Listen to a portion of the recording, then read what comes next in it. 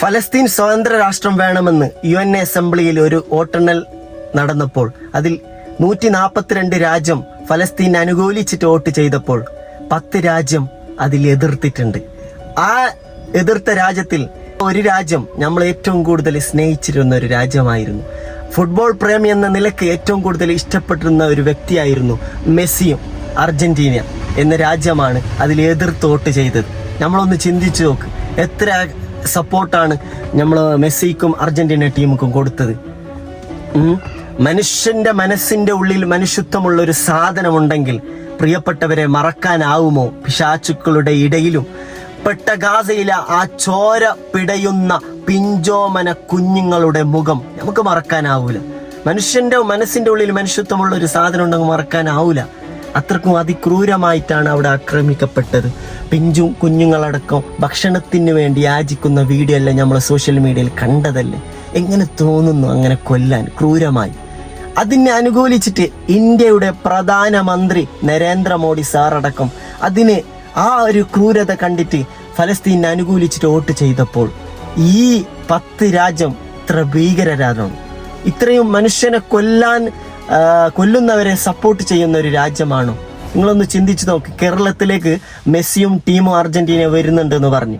ഞാൻ ചോദിക്കുകയാണ്, കേരളത്തിലുള്ള ആണത്വമുള്ള ചുണക്കുട്ടികളോട് ചോദിക്കുകയാണ്, മെസ്സിയും അർജന്റീനയും വരുമ്പോൾ ഞാൻ അടക്കം ആ മെസ്സിനെ സപ്പോർട്ട് ചെയ്ത് വീഡിയോ ഇട്ട ഒരാളാണ്. ഞാൻ അർജന്റീന ടീമിനെ ഇഷ്ടപ്പെടുന്നതാണ് ഫുട്ബോൾ കളിക്കാരൻ എന്ന നിലക്ക്. പക്ഷേ ഇന്ന് മുതൽ ഞാൻ എതിർക്കുകയാണ്. കാരണം ആ പാവപ്പെട്ട പിഞ്ചോമന കുഞ്ഞുങ്ങളുടെ മുഖം എൻ്റെ മനസ്സിലേക്ക് ഇങ്ങനെ വരികയാണ്. ഇനി അർജന്റീന ടീമും മെസ്സിയും കേരളത്തിലല്ല, ഇനി ഉഗാണ്ടയിൽ വന്നാലും പോലും അതിനെ ഞാൻ എതിർക്കുക തന്നെ ചെയ്യും. അവിടേക്ക് പോവില്ല എന്ന ഗ്യാരണ്ടി കേരളത്തിലുള്ള ആൺകുട്ടികൾക്ക് ഉണ്ടെങ്കിൽ, ഫുട്ബോൾ പ്രേമിക്ക് ഉണ്ടെങ്കിൽ എൻ്റെ കമൻറ്റ് ബോക്സിൽ കമൻ്റ് ഇട്ട് നിങ്ങളുടെ പ്രതിഷേധം അറിയിക്കുക. ഫ്രീ ഫലസ്തീൻ എന്ന് കമൻ്റ് ഇടാൻ ധൈര്യമുള്ള ആൺകുട്ടി ഉണ്ടെങ്കിൽ എൻ്റെ കമൻറ്റ് ബോക്സിൽ കമൻ്റ് ഇടുക. നമ്മൾ ചിന്തിക്കണം, ഇത് നിസ്സാര വിഷയമൊന്നുമല്ല. ഒരുപാട് കുഞ്ഞുങ്ങളെയാണ് ക്രൂരമായി കൊല്ലുന്നത്. എങ്ങനെ തോന്നുന്നു അങ്ങനെ കൊല്ലാൻ?